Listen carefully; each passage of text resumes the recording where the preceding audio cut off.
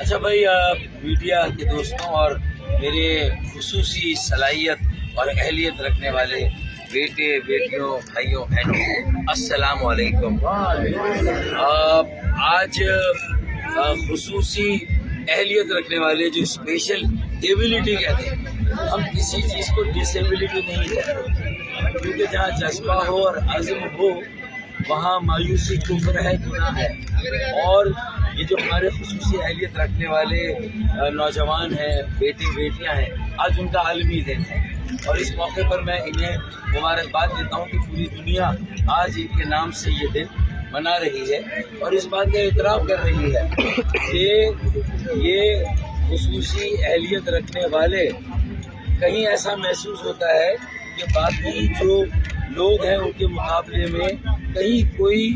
ان کے ہاں کمی بیشی ہے، لیکن میں بڑے یقین سے کہتا ہوں کہ ایسی خداداد صلاحیتیں،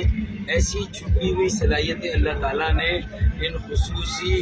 اہل افراد کو دی ہے، میرے بیٹے بیٹیوں بھائیوں بہنوں کو، کہ جس کا تصور ہم نہیں کر سکتے۔ ذرا نم ہو تو یہ مٹی بڑی زرخیز ہے، ساتھ تھوڑا سا موقع دیں تو یہ بھی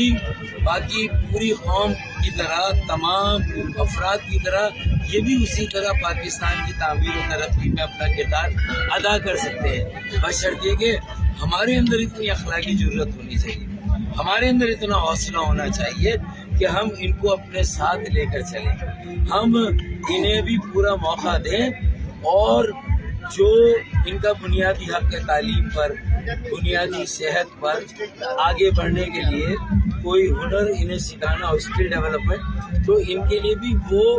مواقع فراہم کیے جائے، وہ سہولتیں انہیں میسر کی جانی چاہیے۔ اور اگر ہم ایسا کر دیں تو میں سمجھتا ہوں کہ ہم نے اپنا فرض پورا کیا۔ پھر دیکھیں، ایک بار ہم اپنا فرض پورا کریں تو پھر یہ دیکھیں پاکستان کے لیے کیا کریں، یہ کراچی کو کہاں سے کہاں لے جائیں گے، یہ سندھ کو کہاں سے کہاں لے جائیں گے، اور پاکستان پیچھے مڑ کر نہیں دیکھے گا انشاءاللہ تعالیٰ۔ پاکستان کو اپنے پیروں پہ کھڑا کرنا ہے۔ زندگی کے کسی طبقے کو، کسی ایک شعبے کو اگر ہم نظر انداز کریں گے، ہمیں قوم کی حیثیت سے آگے نہیں بڑھ سکیں گے۔ اگر یہ قوم کی حیثیت سے آگے بڑھنا ہے تو ہمیں خصوصی اہلیت اور صلاحیت رکھنے والے ان اسپیشل افراد کو اپنے ساتھ رکھنا ہوگا، صرف ان کے عالمی دن پر نہیں بلکہ اپنی روزمرہ کی زندگی میں قانون سازی ہو۔ اشور زہرا ہماری ایم این اے ہے، ایم کیو کی رابطہ کمیٹی کے روپ میں، جو سول سوسائٹی کے میرے یہاں رضاکار کھڑے، میں سب کے نام لے سکتا ہوں، انہوں نے جس طرح اس کاز کو قائم رکھا لوگوں کی نظروں میں اور ان کی سوچ و فکر میں، یہ ایک ہمارا ایسا قومی المیہ ہے کہ ہمیں اپنی ذمہ داریوں کو یاد رکھنا چاہیے، جو ہماری ذمہ داریاں ہیں خصوصی بچوں، بیٹوں اور بیٹیوں کے لیے بنتی ہے، اور انہیں ان کے لیے ایوانوں میں خصوصی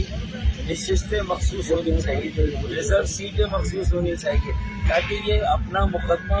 ان ایوانوں میں خود بھی لڑ سکیں، اور ہم ان کے ساتھ کل بھی تھے، آج بھی ہیں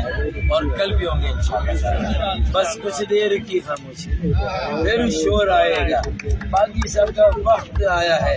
میرے خصوصی افراد کا دور آئے گا۔ پاکستان زندہ باد۔